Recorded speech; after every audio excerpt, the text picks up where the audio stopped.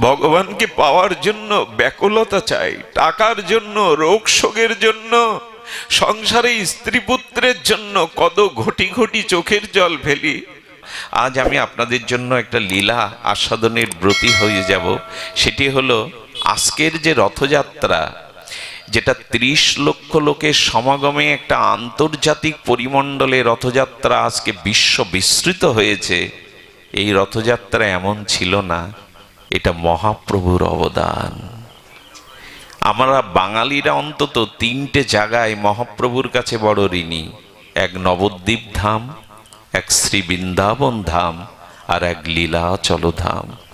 যদি মহাপ্রভু এই 3 জায়গায় না যেতেন, নবদ্বীপে আবির্ভূত না হতেন, শ্রী বৃন্দাবনের মহিমা ভক্তিশাস্ত্র রূপ সনাতনের দ্বারা প্রকাশ না করতেন, আজকের বৃন্দাবনের সন্ধান আমরা কেহ পেতাম না। আমরা কাশী পর্যন্ত যেতে পারতাম, আমরা গয়া কাশী পর্যন্ত চিনতাম। বৃন্দাবন বন অরণ্য হয়ে লুপ্ত হয়ে গেছিল রূপ সনাতনের দ্বারা। মহাপ্রভু নিজে গিয়ে রাধাকুণ্ড শ্যামকুণ্ড প্রকাশ করেছিলেন। কে জানতো রাধাকুণ্ডকে, কে জানতো শ্যামকুণ্ডকে, যদি মহাপ্রভু নিজে ব্রজে না যেতেন? এই জন্য মহাপ্রভুর কাছে আমরা চিরঋণী। আজকে যে রথযাত্রার আন্তর্জাতিক মহা উৎসবে রূপান্তরিত হয়েছে, এটা চৈতন্য দেবের অবদান, এটা মহাপ্রভুর অবদান। তো সেই মহাপ্রভুর একটি লীলা অতি রাত করে পৌঁছেছে অপরাধীর ন্যায়, আপনাদের হৃদয়ে বড় অপরাধী হয়ে পৌঁছেছে। এই জন্য সংক্ষিপ্তভাবে একটু আমরা গৌর লীলা, জগন্নাথের একটু 2-1টি লীলা স্পর্শ করেই আমরা আপনাদের অত্যাচার থেকে, কষ্ট থেকে নিষ্কৃতি দেব। মহাপ্রভু লীলা না বললে লীলাচল ক্ষেত্রে জগন্নাথ তত্ত্ব কিছুটা অপূর্ণ থেকে যায়। জগন্নাথের এই মহিমা আপনাদের কি বলবো। মহাপ্রভু কখনো জগন্নাথকে দেখেননি। সকালে উনি সিংহদুয়ারে এসে দাঁড়াতেন গরুর স্তম্ভের মধ্যে। জানেন উনি কি দেখতেন? জানেন, উনি নিজে রাধা ভাবে উনি জগন্নাথকেই তার মাথুর বিরহে শ্যামসুন্দর রূপে দেখতেন। রাধারানী গোবিন্দকে হারিয়েছে। গোবিন্দ ব্রজ থেকে মথুরায় গমন করেছেন, গিয়েছেন দ্বারকায়। এই রাধারানীর যে মাথুর বিরহ, যা বর্ণনা করবার ভাষা নাই। যেদিন থেকে গোবিন্দ আর বৃন্দাবন থেকে মথুরায় গমন করলেন, সেই দিন থেকে কি ঘটল জানেন? সেই দিন থেকে বৃন্দাবনের মধুর বাতাস যেন থেমে গেল। সেদিন সূর্য উঠেছিল, সূর্যের কিরণ পেয়েও সরোবরে পদ্মগুলো পাপড়ি মেলেনি শোকে। একথা কি ভাষা দিয়ে বলা যায়? পদ্মগুলো সূর্যের কিরণ পেয়েও সেদিন পাপড়ি মেলেনি। ভ্রমরগুলো ফুলের বক্ষে এসে তারা রাগ রাগিনী ভুলে গিয়েছিল, গাইতে ভুলে গিয়েছিল। বৃন্দাবনের সুখসারি আর গেয়ে ওঠেনি, সুখসারির দ্বন্দ্ব আর তাদের গাওয়া হয়নি। আর সেদিন থেকে গাভীগুলো মুখে আর তৃণ নেয়নি। মথুরার দিকে তাকিয়ে হাম্বা হাম্বা রবে। ওদের চোখ দিয়ে শুধু অশ্রু ঝরেছিল। বৃক্ষগুলি যে সেই নিচু হয়েছিল আর মাথা উঁচু করেনি, এ বলবার বর্ণনার ভাষা নেই। আর গোপীরা ঘরে ফিরেও যায়নি। জঙ্গলের মধ্যে ব্রজের ধুলাই পড়ে তারা চোখের জলে শ্যামসুন্দরকে বারবার স্মরণ করছিল। তুমি আশা দিয়ে গেছো পশু আসবে, আগামীকাল আসবে। ওই পথের দিকে তাকিয়েই তারা চোখের জলে বিরহে ভুগছিল। এই যে রাধা বিরহ, এই যে গোপী বিরহ, এই বিরহ ভাবে ভাবাবিত হয়ে মহাপ্রভু রাধা ভাবে দেখতেন শ্যামসুন্দরকে। দেখতে দেখতে কি হতো জানেন? আমরাও তো দেখি জগন্নাথকে। গরুর স্তম্ভে মহাপ্রভু হাতটা রেখে জগন্নাথ দেখতেন। আপনারা যদি কেউ যান পুরীতে, দেখবেন মহাপ্রভু সেই পাথরের গায়ে নিজের হস্তটা রেখে জগন্নাথ দেখতে দেখতে এত প্রেমে বিগলিত হয়ে যেতেন যে ওনার হাতের পরশে পাথর গলে গিয়ে হাতের ছাপটা ওখানে এখনো লেগে আছে। পাথর গলে গেল। মহাপ্রভু যেখানে দাঁড়াতেন সে জায়গায় চরণ চিহ্ন দিয়ে চোখের জলে ওখানে একটা নালা তৈরি হয়ে গেছিল। একটা চোখের জলের খাল তৈরি হয়, একে কাউকে বোঝাবার কথা, কারো বিশ্বাসে আসার কথা, কারো চোখের জলে নালা তৈরি হয়, খাল তৈরি হয়। মহাপ্রভু জগন্নাথকে দর্শন করতে করতে বিরহ কাতরা মাধুর বিরহে চোখের জলে খাল তৈরি হয়ে যেত। ওইখানে গর্ত হয়ে গেছিল একটা জলাশয়ের মতো। এটি ভাষা দিয়ে বোঝানো যাবে না, এটা এটা শব্দ দিয়ে, অনুভূতির রাজ্যের কথা কখনো শব্দ দিয়ে বলা ব্যক্ত করা যায় না। এমনি করে কাঁদতেন গোবিন্দ দাস। মহাপ্রভুর পেছনে এসে সেবক, অঙ্গসেবক গোবিন্দ বলতেন, প্রভু বেলা দ্বীপ্রহর হলো, তুমি মুখে কিছু দাওনি, এসো প্রভু এসো। উনি হাত ইশারা করে বললেন, গোবিন্দ আর একবার দেখতে দাও, আরেকটু দেখতে দাও জগন্নাথকে।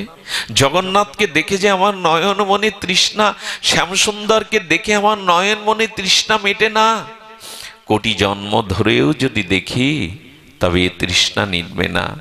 এই জন্য রাধারানী গোপীরা গোবিন্দকে দর্শন করে কি বলেছিল জানেন?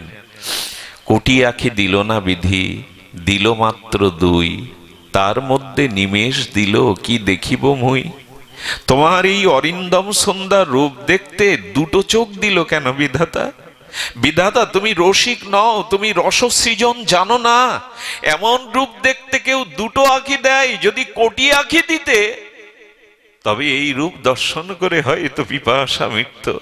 আচ্ছা, আমরাও তো মন্দিরে যাই, আমরাও তো শ্রীধাম বৃন্দাবনে যাই, নবদ্বীপে মহাপ্রভুকে দেখি, ধামেশ্বরকে দেখি, জগন্নাথকে দেখি, কই আমাদেরও তো এরম ভাবনা আসে না?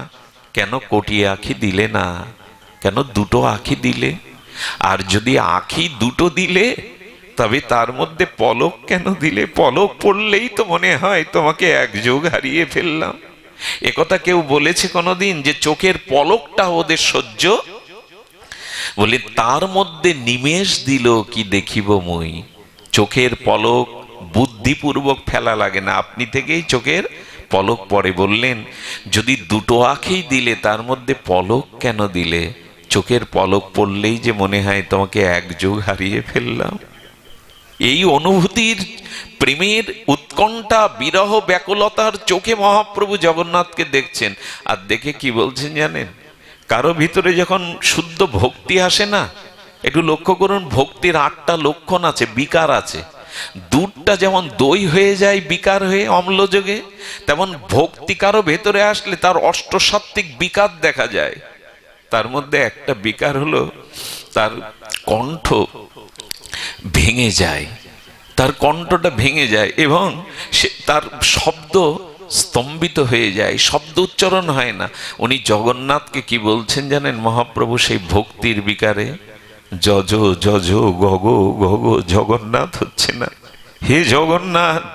এ বলতে গিয়ে কণ্ঠ ভেঙে গিয়ে বলছে যজ যজ গগ গগ, জগন্নাথ হচ্ছে না মহাপ্রভুর কণ্ঠে। কতটা ভক্তির আবেশে তিনি দেখছেন জানেন? মহাপ্রভু মাঝে মাঝে আলালনাথে চলে যেতেন। যারা লীলা চলে যাবেন তারা আলালনাথে যাবেন। আলালনাথে গিয়ে পাথরের উপরে মহাপ্রভু শুয়ে পড়ে তার বিরহ বেদনায় আর্তি জানাচ্ছেন। আপনাদের কি বলবো, মহাপ্রভু যে পাথরের উপরে বুক দিয়েছিলেন না, সেই পাথরটা গর্ত হয়ে আজও সাক্ষ্য দিচ্ছে প্রেমে। কারো বুকের পরশে পাথর গলে যায়, মহাপ্রভুর অঙ্গ চিহ্ন গুলো পাথর গলে গিয়ে আলালনাথে এখনো সাক্ষী দিচ্ছে। একবার অন্তত যাবেন, এই স্থানটা দর্শন করে ওখানে একটু হস্ত বুলিয়ে বলবেন, প্রভু তোমার অঙ্গে পাথর গলে গেল, কিন্তু তোমার নাম রূপ লীলাতে আমার হৃদয় গলল না, আমার হৃদয় দ্রবীভূত হলো না। পাথর গলে গেল তোমার পরশে, আমার হৃদয় গলল না। পাথর হলেও গলতো, মনে হয় লোহা হয়ে গেছে। জন্ম জন্মান্তরের সাধু সঙ্গ না করে, প্রেম ভক্তি ভজন না করে পাথর তো গলে গেল প্রভু তোমার নামে, তোমার মহিমায়। আমার মনে হয় আমার হৃদয় লোহা। পাথর হলে গলে যেত, পাষাণ হলে গলে যেত। আলালনাথে এখনো সাক্ষী দিচ্ছে। কয়েক জায়গায় মহাপ্রভু এই চিহ্নগুলো আছে। ঝাড়িখণ্ড জঙ্গলে মহাপ্রভুর পাটা রেখেছিলেন, ওই পাটা গলে গিয়ে 16 ইঞ্চি পরিমাণ মহাপ্রভুর দীর্ঘ চরণ চিহ্ন আজও ঝাড়খণ্ডের বনপথে আছে। পাথর গলে গেল যে চরণে, সে চরণে রতি হলো না। বৈষ্ণব দাসে কেঁদে বলে রতিমতি, সেই চরণে রতি হলো না যে চরণের পদস্পর্শে পাথর গলে গেল। এজন্য না ভক্তি চাই, ভগবানকে পাওয়ার জন্য ব্যাকুলতা চাই, টাকার জন্য, রোগ শোকের জন্য, সংসারে স্ত্রী পুত্রের জন্য কত ঘটি ঘটি চোখের জল ফেলি। ওই কৃষ্ণ বলে গৌর বলে তো চোখে জল আসে না। আসে না এই জন্য যে তার প্রতি আপনত্ব ভাব নেই, প্রিয় প্রিয় ভাব নাই। এই জন্য জগন্নাথের দেউলে মহাপ্রভু ওইখানে তিনি প্রায় 12টা বছর নিভৃতে এই চোখের জলে তিনি ভাসিয়েছেন নিজেকে। মহাপ্রভুর এই লীলাচলে, তার যে লীলাচল প্রতি জগন্নাথ ক্ষেত্রে মহাপ্রভুর যে লীলা বড় মাধুর্যময় লীলা। যত রাত গভীর হয় মহাপ্রভুর বিরহ তত গভীর হয়ে যায়। তিনি রায় রামানন্দ স্বরূপ দামোদরের মুখে গীত গোবিন্দ করণামৃত শুনে জীবন ধারণ করেন, হাহাকার করে ওঠেন। আর রামানন্দকে বলছে, রামানন্দ, প্রাণবধূর মুখখানা না দেখলে যে আমি আর প্রাণ ধারণ করতে পারছি না, দেখাও না, প্রাণবধূকে একবার দেখাও। এ কথা আবেগতাড়িত কথা নয়, এ কথা কোনো সাহিত্য কথা নয়। মহাপ্রভু যত রাত গভীর হতো তার বিরহ, তার শোক তত গভীর হয়ে উঠত। কি বলতো জানেন? আমি বড় দরিদ্র, আমার কৃষ্ণ প্রেম নাই, আমার দেহ ইন্দ্র সব বৃথা হলো, আমার কিছু নাই স্বরূপ, নাহি মোর কৃষ্ণ প্রেমধন, দরিদ্র মোর জীবন, দেহান্দ্রিয় বৃথা হইল সব। আমরা বলতে পারবো তো আমার দেহ বৃথা হয়ে গেল, আমার ইন্দ্রগুলো ভজনে লাগলো না, আমার চোখ তার রূপ দেখলো না, আমার কর্ণ তার লীলা শ্রবণ করলো না, আমার অঙ্গ তাকে একদিনও স্পর্শ করলো না, আমার হস্ত তাকে সেবা করলো না, আমার পদ তার সেবায় সাধু সঙ্গে গেল না, আমার দেহেন্দ্র বৃথা হলো। আমি যে দরিদ্র, আমার যে প্রেম নেই। আমি বলবো কি, বহু ধনে ধনী হলেও যদি কৃষ্ণ প্রেম ধন না থাকে তবে তিনি দরিদ্র। তিনি দরিদ্র, কারণ এই জগতের কোনো সম্পদ মৃত্যুর পরে তার সাথে দেওয়া যাবে না গো, কোনো কিছুই তার সাথে দেওয়া যাবে না। সেদিন এই প্রেম ভক্তিটাই তার সাথে যাবে। এই জন্য এটাই সম্পদ। মানুষ যত সম্পদ অর্জন করুক, প্রেম ভক্তি ভজনটাই তো তার সাথে যায়। এটাই প্রকৃত সম্পদ। এটা অর্জনের দৃষ্টি দিতে হবে আমাদের। সংসার নিয়ে মাতামাতি করবার জন্য আসিনি আমরা এসেছিলাম এই দুর্লভ মনুষ্য জন্ম পেয়ে ভজনের জন্য। নিরিদেহ আদ্যং সুলভং সুদুর্লভং সুপলব সুগুরু কল্প ধারণম। আমরা এসেছিলাম, শ্রীগুরু পেয়েছিলাম, শ্রী নাম পেয়েছিলাম, লীলাচল ধাম পেয়েছিলাম, বৃন্দাবন পেয়েছিলাম, সাধুসঙ্গ পেয়েছিলাম, হরি নাম পেয়েছিলাম, ভাগবত পেয়েছিলাম। এরপরেও যদি নিজের প্রেম ভক্তির চেষ্টা না করি, ভব সংসার তারণের চেষ্টা না করি, আমাদের মতো হতভাগ্য আর কে হবে বলুন তো? এত কিছু পেয়েও যদি চেষ্টা না করি, যদি নিজের কল্যাণের চেষ্টা না করি, তবে তো আমরা হতভাগ্য। তাই মহাপ্রভু কাঁদছেন। রামানন্দ দেখলেন প্রভুর যে বিরহ, যে উৎকণ্ঠা, আজকে যদি তাকে শ্যামসুন্দরের মূর্তিটা একটু না দেখায় তাকে আর প্রাণে বাঁচানো যাবে না। মাঝে মাঝে রাধারানীর প্রাণ রক্ষার জন্য বিশাখা গোবিন্দের একটা বিগ্রহ এঁকেছিলেন। কে এঁকেছিলেন? বিশাখা। ওইটা রাধারানীকে মাঝে মাঝে দেখাতেন, দেখালে প্রাণ ফিরে পেতেন। কারণ আমরা ছবি দেখি আর ওরা ছবি দেখে না, ওরা সাক্ষাৎ বিগ্রহকেই, ভগবানকেই দেখে। প্রতিমা নও তুমি, সাক্ষাৎ ব্রজেন্দ্র নন্দন। এই জন্য ঠাকুর দেখতে গিয়ে ধাতু মনে করবেন না, কাঠ বুদ্ধি করবেন না, ধাতু বুদ্ধি করবেন না, সাক্ষাৎ সচ্চিদানন্দ বিগ্রহ মনে করবেন।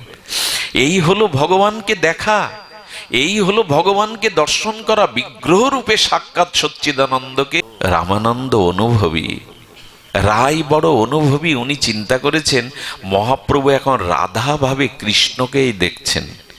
ওনার সামনে যদি একটা দর্পণ রাখা যায়, তাহলে দর্পণের মধ্যে উনি নিজের মুখ দেখবেন না, উনি শ্যামসুন্দরের মুখই দেখবেন। বলো তো মা, কথাটা কোথায় চলে গেছে?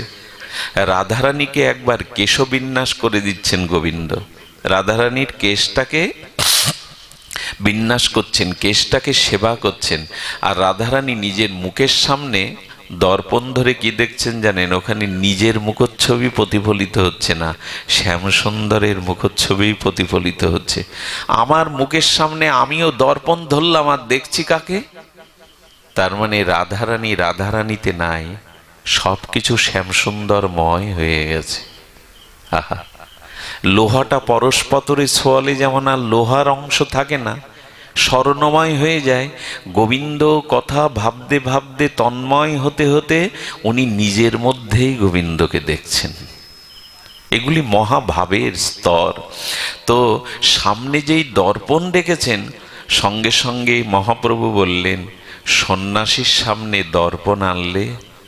হ্যাঁ, তোমরা আমাকে এই সন্ন্যাস ধর্ম থেকে বিচ্যুতের জন্য মনে করেছিলেন ওর মধ্যে হয়তো শ্যামকে দেখবেন, কিন্তু বললেন সরিয়ে দাও, তাকে এনে দাও, তাকে এনে দাও।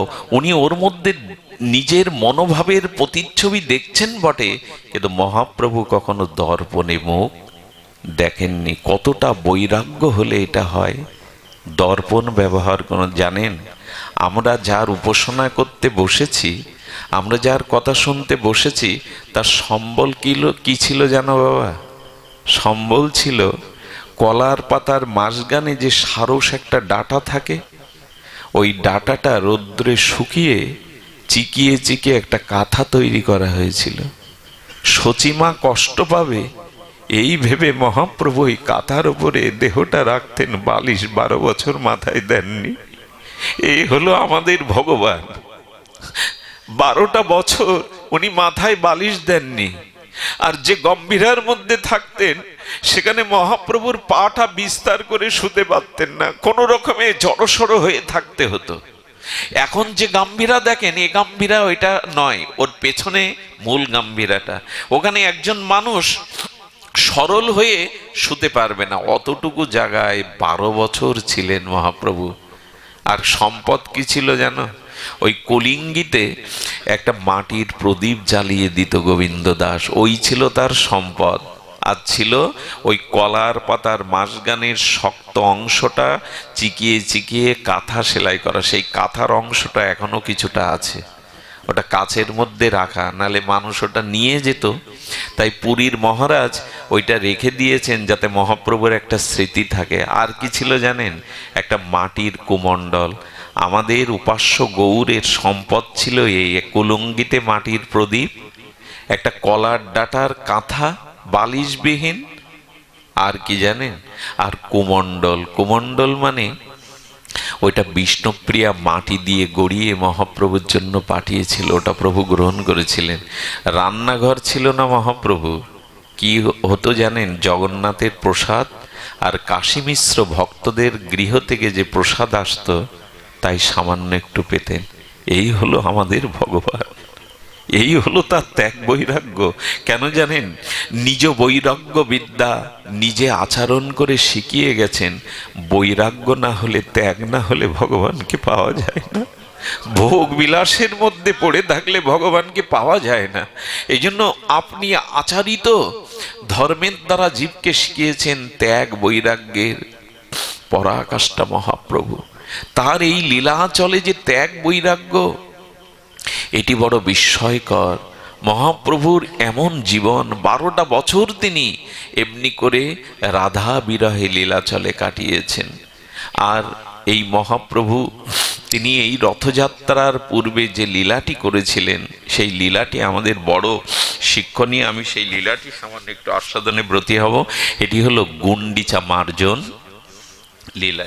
এই সম্পর্কে আপনাদের অনেকের হয়তো একটু জানা। গুন্ডিচা মার্জন লীলা আমাদের বড় শিক্ষণীয়।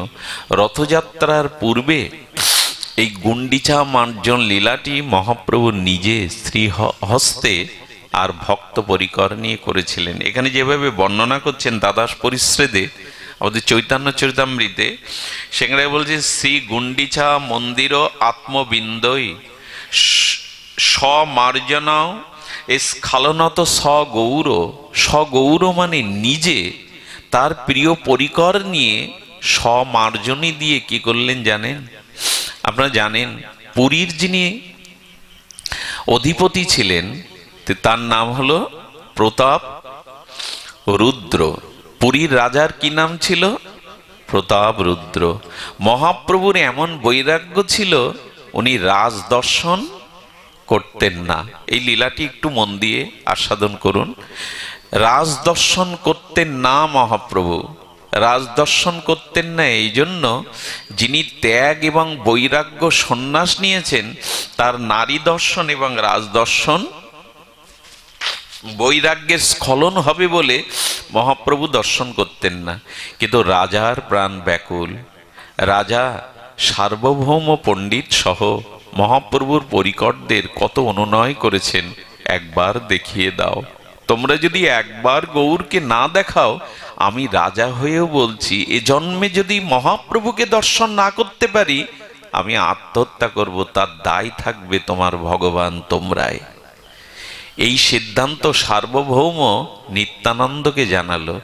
নিত্যানন্দ মহাপ্রভুকে জানালে বললেন, তোমরা যদি আমাকে জোরাজোরি করো, আমি আর এখানে থাকবো না, আমি আলালনাথে চলে যাব, রাজ দর্শন আমি করব না। কিছু মনে করবেন না, এটা কিন্তু আমাদের বিষয় নাই। মহাপ্রভু যারা, দেখুন, যতদিন কামনা বাসনা মনে আছে ততদিন সংসারে থাকুন।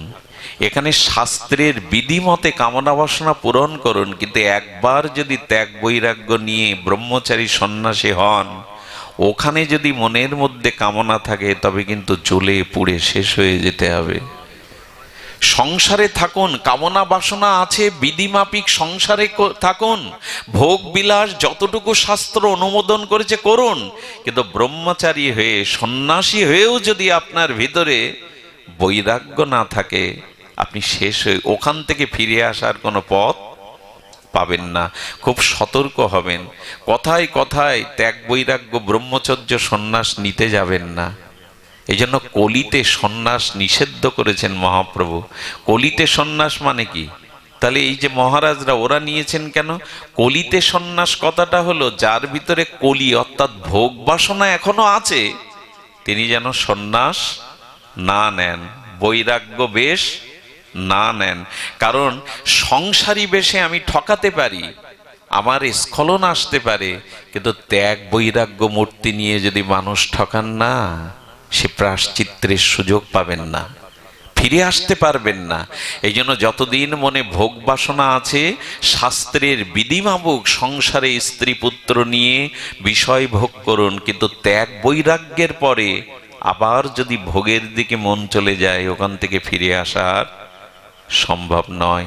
এই জন্য মহাপ্রভু সতর্ক করেছেন, আমি যদি আজ কঠোরতা না আনি, তিনি ছোট হরিদাসকে পর্যন্ত ত্যাগ করলেন। আরে মহাপ্রভু চাউল ভিক্ষা করতেন। কে করতেন? ছোট হরিদাস। কি করতেন? বললেন যারা 3 বেলা ব্রহ্ম গায়ত্রী করে ব্রাহ্মণ পরিবার থেকে মহাপ্রভুর জন্য 2 মুঠো চাল ভিক্ষা করতেন, ওইটা ফুটাতেন আর মহাপ্রভু ভোগ লাগিয়ে পেতেন। একদিন সেবা পেতে পেতে মহাপ্রভু বলছেন, গোবিন্দ, হরিদাস, ছোট হরিদাস গোবিন্দ দাসকে বলছেন, এই সরু চাল কে আনলো? গোবিন্দ দাস তখন বলছেন, হরিদাস এনেছে। হরিদাস মানে ছোট হরিদাস, নামাচার্য হরিদাস নন। তো হরিদাস এনেছে। হরিদাসকে ডেকে বলছেন, এই সরু চাল কোথায় পেলে? এটা তো ভিক্ষার চাল নয়। মাথা নত করে বললেন, প্রভু, এক বিধবা, তাও সে বয়োজ্যেষ্ঠা বৃদ্ধা, আমি তার আহ্বানে 2টো চাল এনেছিলাম। মহাপ্রভু তখন বললেন, বৈরাগ্য হয়ে করো প্রকৃতি সম্ভাষণ, আমি তোমার মুখ যেন আর না দেখি। আচ্ছা, এক বিধবা, তাও বৃদ্ধা, তার কাছ থেকে 2টো চাউল এনেছেন ভোগে। মহাপ্রভু বললেন, তোমার মুখ যেন আমি আর না দেখি। নিত্যানন্দ বললেন, অন্যরা বললেন, ও শিশু, ওকে ক্ষমা করে দাও প্রভু। বললেন তোমরা যদি আমাকে বলো তাহলে আমি এ স্থানে থাকবো না। আচ্ছা, আপনাদের মনে প্রশ্ন যাচ্ছে না, প্রভু তোমার মধ্যে ক্ষমা নেই? তোমার জন্য এক বিধবা, তাও বয়োজ্যেষ্ঠা, তার কাছ থেকে চাউল এনেছে, তুমি ক্ষমা করনি? বললেন আজকে যদি আমি এটা শিথিল করি, কোনো রমণীর কাছ থেকে গল্প করে যদি প্রসাদী চাল আনে, আজ যদি আমি এটা শিথিল করি, আগামী দিনে যারা গৌড়ীয় বৈষ্ণব সন্ন্যাস নেবে, ব্রহ্মচর্য নেবে, তারাও এইভাবে নষ্টের পথে চলে যাবে। যে প্রভু ক্ষমা করেছেন, প্রভু শিথিল করেছেন, আমাদেরও পতন হবে। তাই হরিদাসকে, ছোট হরিদাসকে মনে মনে ভালোবাসতেন। উনি মহাপ্রভুকে সঙ্গীত শোনাতেন, ভজন শোনাতেন। যখন কোনো ক্রমে মহাপ্রভু ক্ষমা করলেন না, বললেন ওর কথা যে বলবে আমি এই স্থান ছেড়ে চলে যাব, ত্রিবেণী সঙ্গমে আত্মহত্যা করে হরিদাস দেহ রাখলো। যে দেহ গৌর সেবায় লাগবে না, সে দেহ আমি রাখবো না। আচ্ছা, মহাপ্রভু তোমার জন্য একজন আত্মহত্যা করলো, বললো আত্মহত্যা নয় রে, ও ওই মরতে মরতেই ভেবেছে এ দেহে যদি গৌর ভজন না হয়, আমি সূক্ষ্ম দেহে আমার গৌর সেবা করব। এ দেহে তো হলো না। এই জন্য গভীর রাত্রে শুষ্ক দেহে এসে এই হরিদাস মহাপ্রভুকে ভজন শুনিয়ে যেত। উনি ওনার ভজন শুনতেন। বাইরে এই বার্তাটা কি দিয়ে গেলেন? কঠোর হওয়ার জন্য। যারা সন্ন্যাস নিয়েছ, যারা ত্যাগ ব্রত নিয়েছ, পোশাক নিয়েছ, তারা এটাকে ছেলে খেলা ভাববে না। এই জন্য আপনাদের নিবেদন করি, যখন তখন যে কোনোভাবে ভেগ নেবেন না। ওই যে পোশাকটা আজকাল কি হয় জানেন, নামের দলে দেখি যেখানে নামযজ্ঞ হয় সব গেরুয়া পোশাক পরে উঠেছেন। ওই যে ধুতি, ওই যে গেরুয়া পোশাক, 12 বছর ধরে ব্রহ্মচর্য পালন করে, বিরজা হোম করে, নিজের শ্রাদ্ধ নিজে করে তবে ওই পোশাকটা গায়ে দিতে হয়, গেরুয়াটা। আমরা যখন তখন ওটা গায়ে চড়িয়ে বসি, এটা নিয়ম নাই। এভাবে ওই পোশাকের নিয়ম নাই। ওই পোশাকের মহিমা অনেক গভীরের। আমরা আজকাল সব সহজ করে ফেলেছি। আজকাল সব কথায় কথায় ছেলেরা, অল্প বয়সী ছেলেরা 2-4 দিন হরিনাম করে ভেগ নিয়ে নিল, 2 দিন পরে দেখলেন আবার সবকিছুই ওলট পালটে। এই ভুল করবেন না, এই ভুল করা উচিত নয়। তো যেখানে আমরা এসেছিলাম, যে পর্যন্ত এসেছিলাম আমরা, মহাপ্রভু এই জন্য হরিদাসকেও ত্যাগ করলেন। এবং মহাপ্রভু এই কঠোর বার্তা জগৎকে দিয়ে গেলেন, বৈরাগ্য না হলে কৃষ্ণ ভক্তি পাবে না, প্রেম ভক্তি পাবে না। এই বৈরাগ্যের আজ বড় অভাব। শুধু ভক্তমণ্ডলী, মহাপ্রভু সেই ভক্তবৃন্দকে নিয়ে বললেন, রাজ দর্শন হতে বঞ্চিত রাখলেন। রাজা বললেন আমি যদি দর্শন না পাই আত্মহত্যা করবে। নিত্যানন্দ প্রভু বললেন, প্রভু অন্তত একটা কৃপা করো, সে তোমার ভক্ত, রাজা হলেও সে ভক্ত তোমার চরণ চাই, তুমি দর্শন করো। যখন কোনো কিছুতেই কাজ হলো না, কত কঠোর দেখুন মহাপ্রভু। তখন লীলাচল অধিপতি আর রাজা প্রতাপ রুদ্র বলে দিলেন, তোমরা এক কাজ করতে পারো, মহাপ্রভুর একটা প্রসাদী বস্ত্র আমাকে দিতে পারো, অন্তত সেটা ছুঁয়ে আমি আমার হৃদয়ের যন্ত্রণা একটু জুড়াবো। মহাপ্রভু একটা বস্ত্র নিত্যানন্দকে দিয়েছিলেন, নিত্যানন্দ সার্বভৌমকে দিয়েছিলেন। ওই বস্ত্রটা বুকে নিয়ে রাজা কাঁদতেন, তোমাকে না পায়, তোমার প্রসাদী বস্ত্রের মধ্যেও তোমার প্রেম আছে, ভক্তি আছে প্রভু। ওটা পেয়েছিলেন। আর নিত্যানন্দ প্রভু অদ্ভুত অবধূত, তিনি জানিয়েছিলেন প্রভুকে পাওয়ার একটাই পথ, রাজা পারবে যেদিন রথ আসবে, রথের অগ্রে প্রভু নর্তন কীর্তন করবে, তুমি রাজা হয়ে পারবে রথের সামনে ছিটে দিয়ে দিয়ে ঝাড়ু দিতে, অভিমান ত্যাগ করতে রাজা হয়ে পারবে? যদি ঝাড়ু দিতে দিতে প্রভুর কীর্তন অবস্থায় প্রভুকে একবার গোপী গীত শোনাও, প্রভুর গোপীদের একটা গীত যদি শোনাও, ভাগবতের একটা শ্লোক যদি শোনাও, তাহলে হয়তো কৃপা হতে পারে। যুক্তিটা কে দিলেন? নিত্যানন্দ প্রভু। নিতাই যারে কৃপা করে সে গৌর পাবেই পাবে, নিতাই না দিলে পাবে কি করে?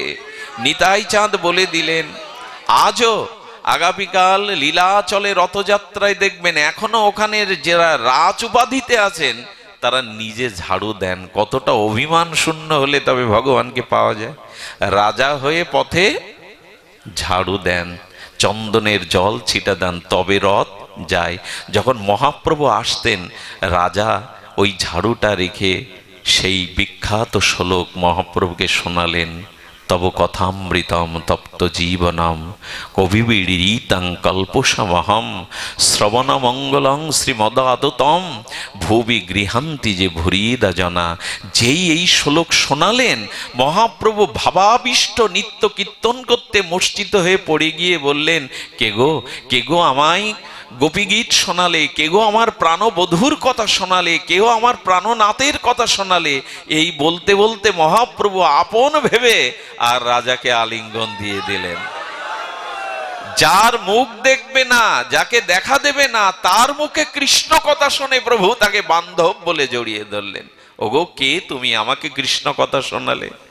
একবার ভেবে দেখেছেন, ভগবানও স্থিতি করছেন, তুমি ভুরিদা, তুমি শ্রেষ্ঠ দাতা। আমি কৃষ্ণকে ভুলেছিলাম, তুমি আমার কৃষ্ণ কথা শোনালে। এই জন্য যারা নিজে আচরণশীল হয়ে জীবকে হরিকথা শ্রবণ করান, এরাই জগতের শ্রেষ্ঠ দাতা। এরাই জগতের শ্রেষ্ঠ দাতা, যারা হরিকথা দুয়ারে দুয়ারে প্রচার করেন। এই মহাপ্রভু কৃপা করেছিলেন। এমনি করে কৃপা পাওয়া যায়। আমরা জানলাম যে হরিকথা শুনলে হরি তার প্রতি কৃপা করে, হরি নাম করলে হরি তার প্রতি কৃপা করে। তো শ্রী গুন্ডিচা মন্দির আত্মবিন্দ সমার্জনায় স্খলনত সগৌর, আজকে সেই লীলা বলবার অবসর। চলুন, মহাপ্রভু রাজার কর্মচারীকে বলছেন, ওগো আমাকে 100 সমার্জনী দেবে আর 100 ঘট দেবে। কি চাইছেন? এটা খুব মন দিয়ে শুনতে হবে। আমি আপনাদের হৃদয়ে কথাটা যাতে পৌঁছায়, একটু হাত জোড় করে অনুরোধ করছি। মহাপ্রভু হঠাৎ আর তিনি বলছেন রাজ কর্মচারীদের, আমার 100 সমার্জনী মানে ঝাড়ু বা ঝাঁটা যাকে বলে, ঝাঁটা চাইছেন মহাপ্রভু 100, আর মাটির ঘট চাইছেন 100। কারণ স্বপার্ষদ নিয়ে নিত্যানন্দ অদ্বৈত বা যত পার্ষদ আছেন, স্বরূপ দামোদর রামানন্দ গোবিন্দ দাস, ভক্তদের নিয়ে বললেন, আগামীকাল আমি গুন্ডিচা মন্দির মার্জন করব। স্বয়ং ভগবান মন্দির মাজতে যাবেন কেন? এর কিছু সংকেত আছে। সংকেত হলো ভজন হয় মার্জন।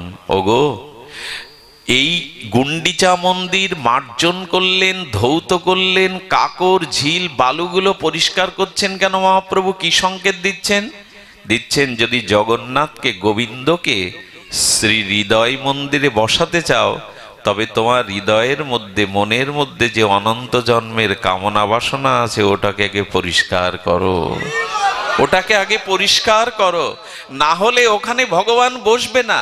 কত সংকেত দিচ্ছে। মহাপ্রভু কেন মন্দির মাজতে যাবেন? রাজা যার চরণের দাস, রাজা যার চরণ সেবার জন্য ব্যাকুল, রাজার সেনা কম ছিল কি মন্দির মার্জনার জন্য? এজন্য মহারাজ অম্বরীশ সকাল হলেই মন্দিরগুলো নিজে হাতে মুছতেন, পরিষ্কার করতেন। রানীরা গিয়ে বলছেন, আপনি কেন করছেন? আপনি রাজা, ভূভারতের অধিপতি, ও দায়িত্বটা আমাদের। রানীরা বলতেন, আমরা মন্দির মার্জন করছি দিন। মহারাজ অম্বরীশ বললেন, আমার সব ভাগ তোমরা পাবে, আমার সোনা দানা রাজ্য সম্পদ, কিন্তু গোবিন্দ সেবার ভাগটা আমি তোমাদের দেব না, এটা শুধু আমার। কিছু মনে করবেন না, মাঝে মাঝে ঠাকুর ঘরে আপনারাও যাবেন বাবারা। আমাদের এই বঙ্গদেশের কিছু কিছু এলাকা আছে, সেখানের পুরুষরা এরকম ভাবে যে ঠাকুর ঘরে মায়েদের ঢোকার জায়গা, মানে পুরুষদের ঢোকার জায়গা নয়। মায়েদের বিশেষ মাসের মধ্যে বিশেষ কটা দিন অনেক জায়গায় সেবা বন্ধ থাকে। উচিত হলো আমরা প্রত্যেকেই প্রকৃতি, কেউ পুরুষ নয়, এই জন্য আমাদেরও ভজন করা উচিত। গোবিন্দের ভোগ লাগানো, সেবা, জল তুলসী, এটা প্রতিটি পুরুষ নামে আমরা যারা নামধারী, আমরা পুরুষ নই। পুরুষ একমাত্র অনাদিরাদি সচ্চিদানন্দ গোবিন্দ। আমরা প্রকৃতি, আমাদেরও উচিত ভগবানের। আচ্ছা, এই জন্য রাধা মাধবকে বামে রেখে প্রণাম করতে হয়, লক্ষ্য করেছেন? শিব ও শক্তিকে ডানি রেখে প্রণাম করতে হয়। গুরুবর্গকে সম্মুখে রেখে প্রণাম করতে হয়, রাধা মাধবকে বামে রেখে কেন? আমি প্রকৃতি, এই জন্য বামে, তোমার সেবিকা রূপে এসেছে আমি সেবা করবার জন্য। মহাপ্রভু সেটা দেখাচ্ছেন। কি দেখাচ্ছেন? সকাল হলেন, কি করলেন জানেন? মহাপ্রভু সকাল হলে চন্দন লেপন করে দিলেন, ভক্তদের সমস্ত চন্দন মালা দিলেন। আর চন্দন মালা দিয়ে কি করলেন? শ্রীহস্তে সবার অঙ্গে লেপিল চন্দন। আর দিন প্রভাতে প্রভু লইয়া নিজগণ, নিজগণ পরিকরদের নিয়ে নিজে হাতে চন্দন দিলেন। আর কি করছেন?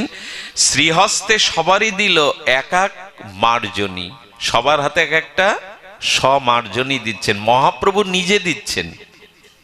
সেই ঝাড়ু এক একজনের হাতে নিজে দিচ্ছেন। সবগণ লইয়া প্রভু চলিলা আপনি, ভগবান নিজে আচরণ করছেন কি করে সেবা করতে হয়। স্বয়ং সচ্চিদানন্দ বিগ্রহ রাধা মাধব মিলিত তনু পরতত্ত্ব গৌর হরি আজ চন্দন মালা দিয়ে সপরিকরগণ গিয়ে নিজে চলেছেন গুন্ডিচা মন্দিরে। আর গিয়ে কি করছেন? গুন্ডিচা মন্দিরে গেলা করিতে মার্জন, প্রথমে মার্জন রইয়া করিল শোধন। ঝাড়ু দিয়ে প্রথম কি করছেন? ঝিলগুলো কাকরগুলো শোধন করছেন ঝাড়ু দিয়ে। আর এই দিতে দিতে কি করলেন? মন্দিরের ভিতর উপর সব সমার্জিল, সিংহাসন মাঝিচারি ভিতসে সদিল। যে ভিতটা আছে সিংহাসন, সেটা মহাপ্রভু নিজে সমস্ত মার্জন করছেন।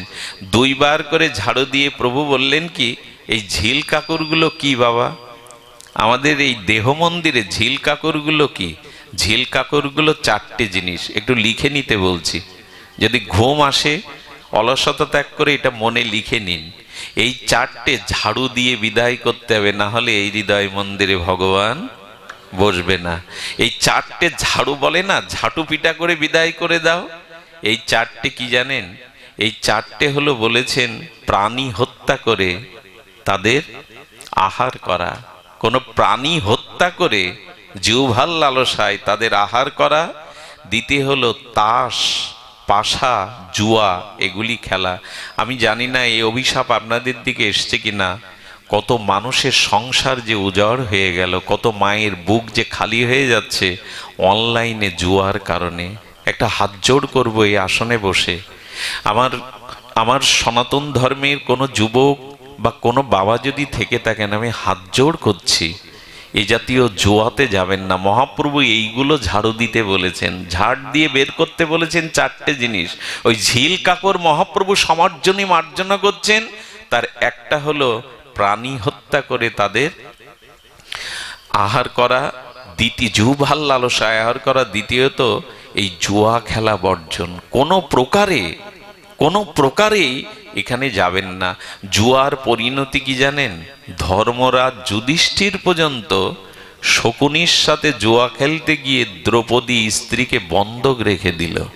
এ যদি যুধিষ্ঠিরের হয়, আপনার আমার কি হবে গো? আজকে কত মানুষ ফতুর হয়ে যাচ্ছে, পথে বসছে। আমাদের পাশের গ্রামেই পুলিশে চাকরি পেল ছেলেটা, তার বাবা এই অনলাইনে জুয়া খেলতে খেলতে যখন পথে বসলো, সে আত্মহত্যা করতে বাধ্য হলো। এভাবে সংসার ভাঙবেন না কেউ, অনুরোধ করব। মহাপ্রভু বললেন ঝাড়ু নিয়ে এই চারটে এই দেহের মন্দির থেকে বিদায় করে দাও। একটি হলো প্রাণী হত্যা করে আহার, একটি জুয়া, আর একটি হলো নেশা জাতীয় দ্রব্য গ্রহণ করা। কোনো নেশার ভাগী, আমি কি বলে জানেন? মহাপ্রভুকে তাম্বুল সেবা দেয়, ওই ভেবে আমরা 10-12টা তাম্বুল পাই। আচ্ছা, মহাপ্রভুকে তাম্বুল সেবা দিচ্ছেন বলে আপনি পাচ্ছেন? পান পাওয়া যায়, তবে নেশার বাধ্য হয়ে পাবেন না। ওর মধ্যে আবার কিছু মিশাবেন না। মহাপ্রভু তো জর্দা মেশাতেন কি? মিশাতেন না। মহাপ্রভুর নাম করে অনেকেই পানে বহু রকম দিয়েই নেশা করতে শুরু করে, 10-12টা নেশা করতে শুরু করে, যেটা মহাপ্রভুর অনুমোদন নাই।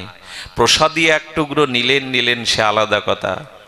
আর ওখানে বলছেন নেশা জাতীয় দ্রব্য, জুয়া, আরেকটা জিনিস হলো যাতে প্রায় এখন সব শেষ হয়ে যাচ্ছে, সেটা হলো পরস্ত্রীর প্রতি আসক্তি। মহাপ্রভু বললেন হাতে ঝাড়ু নাও, পারলে হৃদয় থেকে এই চারটে ঝিল কাকরের মতো ছেটিয়ে বিদায় করো, নালে ভগবান কখনো হৃদয়ে বসবে না, জগন্নাথ তোমার হৃদয়ে কোনোদিনই বসবে না। আসলে আমাদের এই লীলাগুলির তাত্ত্বিক তত্ত্ব রয়ে গেছে। সেই তত্ত্ব হলো এই, ভজন হয় মার্জন। ঠাকুর মশাই কি বলেছেন? কি ভজনটাই হলো।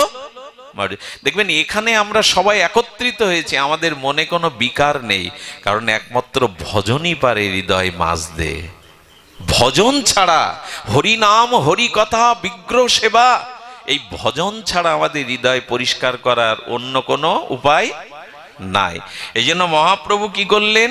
মন্দিরের ভেতরে আর সমস্ত কিছু দুইবার করে কাকর তুলে কি করছেন জানেন? মহাপ্রভু নিজের আঁচলে কাকরগুলো ভরে ভরে ফেলে দিয়ে আসছেন, নিজে আঁচলে নিয়েছেন। এবং মহাপ্রভু কি বলছেন জানেন? যার যার সুন্দর হচ্ছে কাকর ঝিল বালিগুলো পরিষ্কার করা, তাদের দেখে তোমরাও সুন্দর করে করো। প্রভু এরকম একটা ইঙ্গিত দিলে তখন সবাই খুব যত্ন করে আবার এটা করতে শুরু করেছে। প্রভু বললেন, আমি পুরস্কৃত করব যে বেশি কাকর আর ঝিল জোগাড় করতে পারবে।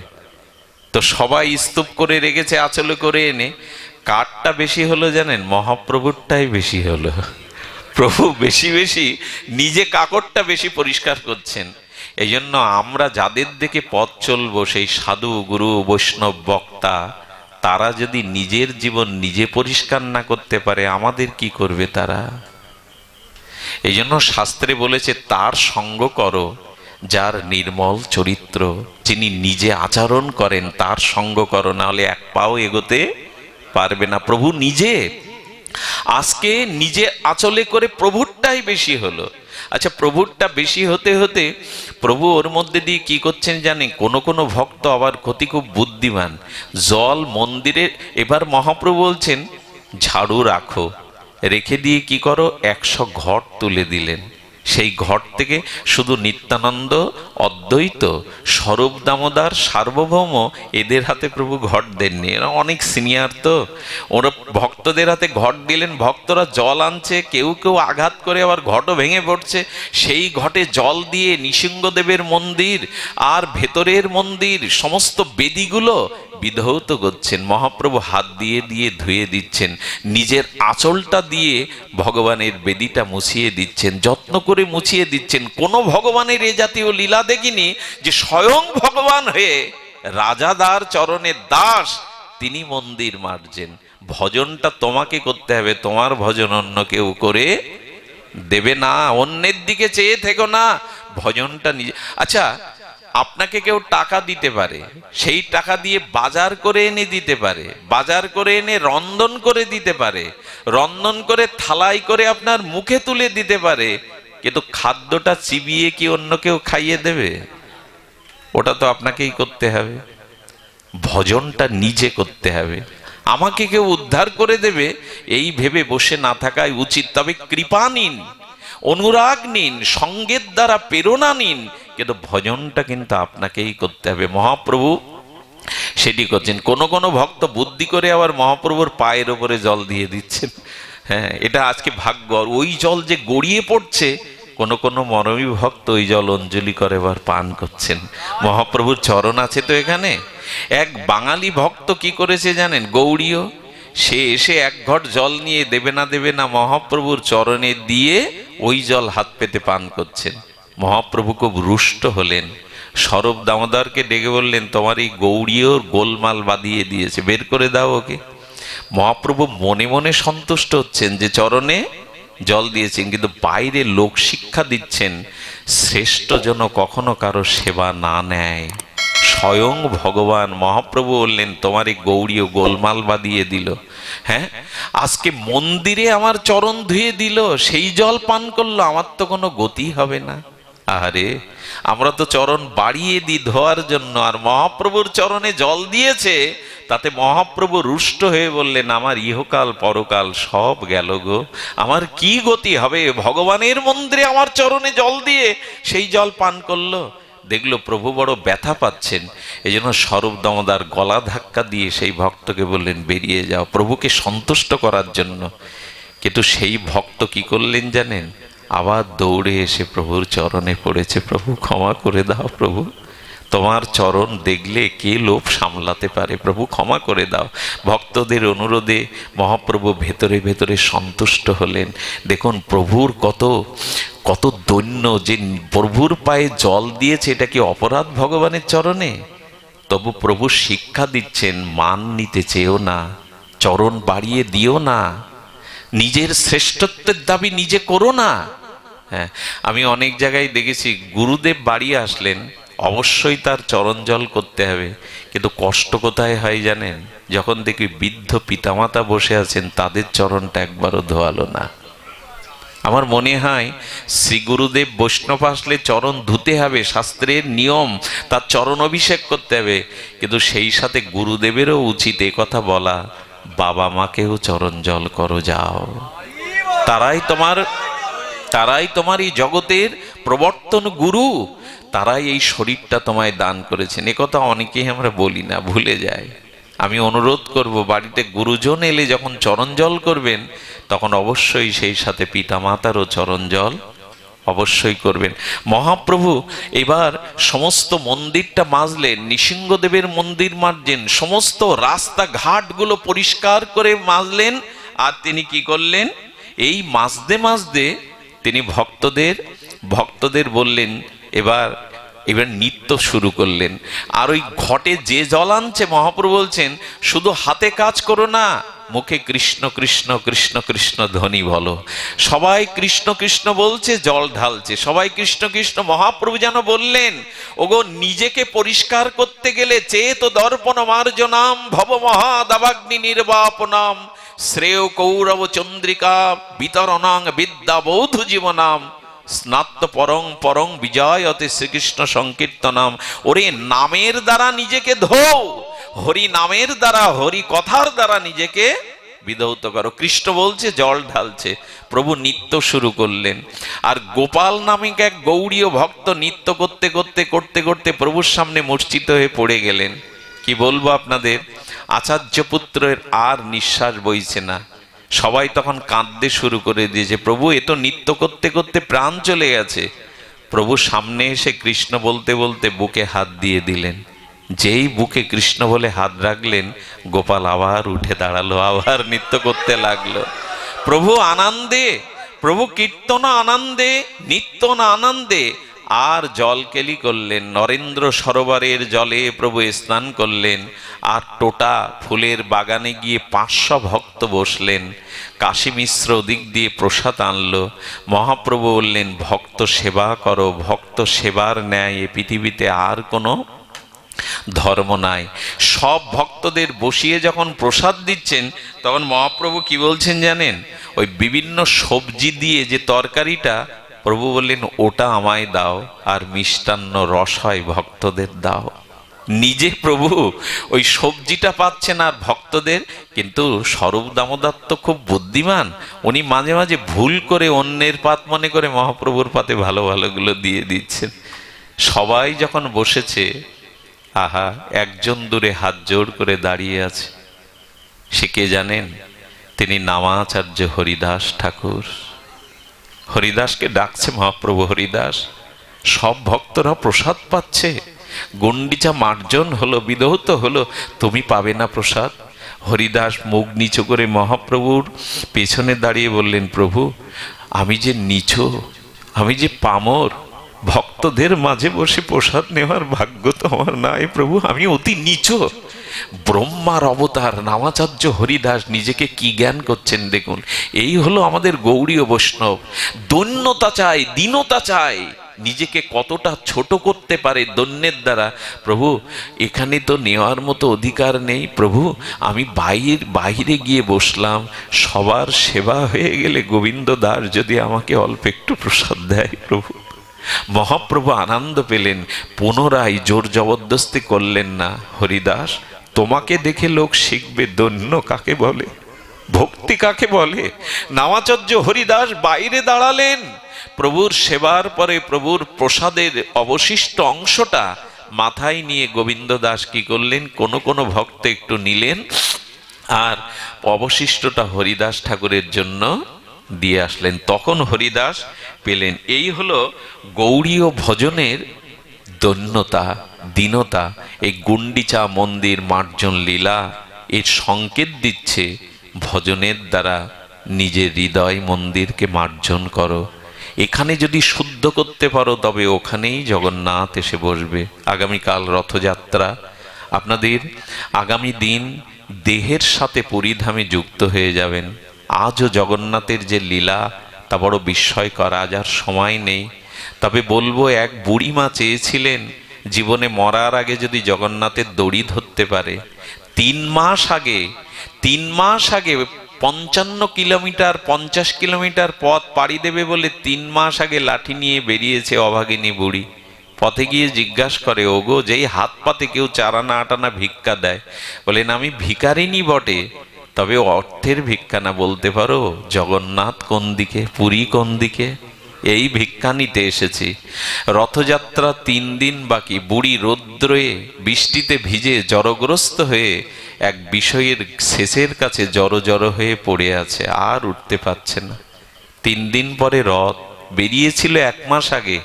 হাহাকার করে বললেন, জগন্নাথ, তবে এ জন্মে আর তোমার দর্শন রথপরে হলো না। এই বলে যখন কাঁদছেন, রথযাত্রার শুভ দিনে যখন পাণ্ডারা জগন্নাথকে আর রথে তুললেন, সুভদ্রা দেবীকে তুললেন, জয় জগন্নাথ ধ্বনিতে 1,00,000 কোটি ভক্ত হস্তি ঘোড়া বাদ্যযন্ত্র সংকীর্তনের তালে তালে যখন রথ ধরে টান দেবে, রথের চাকা আর ঘোরে না। লক্ষ লক্ষ ভক্তবৃন্দ টানলেও সেই রথের চাকা আর ঘোরে না। রাজা এসে, মূল পাণ্ডা এসে জগন্নাথের চরণে ধন্না দিয়ে বলল, প্রভু, প্রভু কেন আজ তুমি যাবে না? প্রভু আজ রথযাত্রা, দেখো শত সহস্র নয়, হ্যাঁ, লক্ষ ভক্ত আজ অপেক্ষা করছে। জগন্নাথ দৈববাণীতে বললেন, অমুক গ্রামে আমার এক পরম ভক্ত বুড়িমা জড়ো হয়ে পড়ে আছে গো, তোমরা তাকে বরণ করে পালকিতে করে নিয়ে এসো। ওই ভক্ত এসে রথের রশি না ধরলে আমি চলবো না, তোমরা সকলে মিলে বললে আমি চলবো না। এই হলো জগন্নাথ। পাণ্ডা পালকি নিয়ে বাদ্যযন্ত্র নিয়ে গিয়ে দেখে এক বিষয়ীর ঘরের চালের ছেচের কাছে দাঁড়িয়ে এই জড়ো বুড়িমা জগন্নাথ জয় জগন্নাথ জয় জগন্নাথ বলে চোখের জল ফেলছে। বুড়িমাকে বরণ করলেন, স্তুতি করলেন, তুমি বড় ভাগ্যবতী গো মা, তুমি বড় ভাগ্যবতী, আজ জগন্নাথের রথের চাকা থেমে গেছে, শুধু তুমি নাই বলে মা, তুমি চলো, পালকিতে করে বরণ করে নিয়ে যাওয়া হলো। জগন্নাথকে দর্শন করে রথপরি যেই রশিতে হাত দিলেন, সঙ্গে সঙ্গে জগন্নাথের রথ সচল হয়ে চলতে শুরু করলো। এই হলো জগন্নাথ, তিনি সকলেরই নাথ। সকলকে কৃপা করবার জন্য আজ লীলাচল ক্ষেত্র নিবাস করে তিনি জগৎকে কৃপা করছেন। আসুন আগামীকাল রথযাত্রায় দেহে পুরীতে না যেতে পারি, মনে মনে যেন পুরীর রথযাত্রায় আমরা অংশগ্রহণ করি। যিনি আজকে অনুষ্ঠান, এই ভাগবতী আজকের এই 3 দিন ধরে আপনাদের হরিকথা শোনার সুব্যবস্থা, আগামী দিন নামযজ্ঞের ব্যবস্থা করেছেন, সবাই কৃপা রাখবেন তার যেন কৃষ্ণ ভক্তি উত্তরোত্তর বৃদ্ধি পায়। আমি আপনাদের কাছে চিরদিনের মতো ঋণী হয়ে থাকলাম, আপনাদের চরণের দাস হয়ে থাকলাম। এরকম অভাজন, এমন নরকের নর্দমার কীটের জন্য এত রাত্রি অপেক্ষা করে এত ভক্ত আপনারা এমন নির্বিচ্ছিন্ন নির্মল পরিবেশে এমন হরিকথা শোনার ভাগ্য, এ দৃশ্য চোখে দেখাও জীবন ধন্য হওয়া, আপনাদের সঙ্গ পাওয়াও এই জীবনের পরম প্রাপ্তি। ধন্য আপনারা, ধন্য আপনাদের ভগবত কথা শ্রবণের ব্যাকুলতা। জয় হোক আজকের অনুষ্ঠানের। জয় জগন্নাথ দেব কি, জয় বলদেব কি, জয় বলভদ্র কি, জয় সুভদ্রা